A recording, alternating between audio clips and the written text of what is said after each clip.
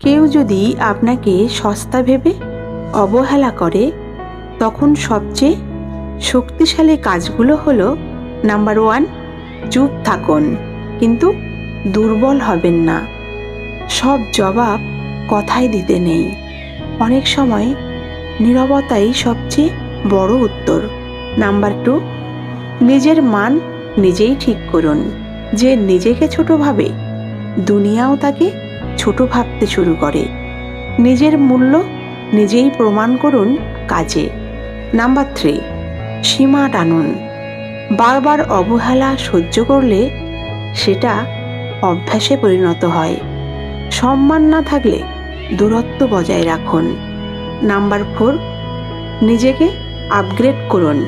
জ্ঞান, স্কিল, আচরণ সব দিক থেকে নিজেকে এমন জায়গায় নিন যেখানে অবহেলা করার সাহস কেউ পাবে না।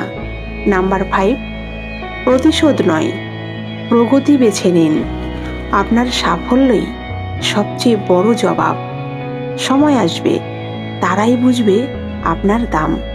মনে রাখবেন, হীরা মাটিতে পড়েও হীরা থাকে, আর পাথর সোনায় মোড়ালেও পাথরেই থাকে।